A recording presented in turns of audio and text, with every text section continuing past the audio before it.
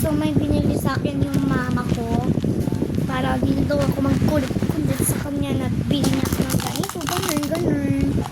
Diba? Joke lang. Saligin nyo naman, yung maayos kasi nakapagpagising ko yung kanina tapos kumain na din ako. So, mamaya na ako maliligo.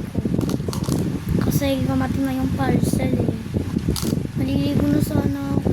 Tapos may narinig ako. Ay, napahinga lang ako sa labas. Tapos, inantay ko yung parcel. Ay, ano pala, nagtago lang ako. Tapos narinig ko yung norinig. Tapos, kinuha ko gat kay kuya. Tapos, pagkaganon ko, ganyan yung tunog niya. Sabi ko, natuwa ko. Nagganon-ganon nangingisay-ngisay pa ako sa ganun. So, guys, ito din yung beads nila. Kaya dito ko na lang nilagay. Tignan nyo naman, golden talaga. Pa-shiny.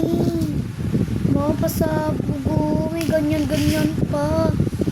Mga ano dyan. Ay, grabe. Pasabog talaga. Uy! Ayun.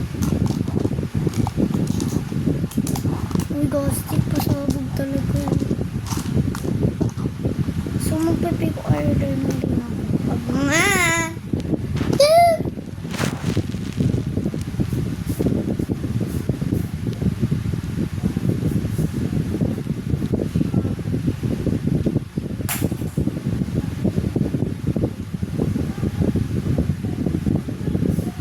So, yun ako ang pipick order kasi naban ako sa TikTok.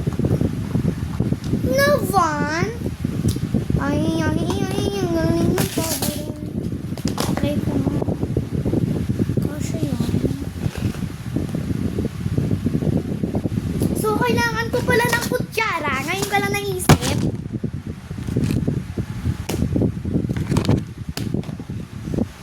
Tapos ng chani. Ano, Tara? So, magbabagawa ko ng bracelet. Ano, Tara?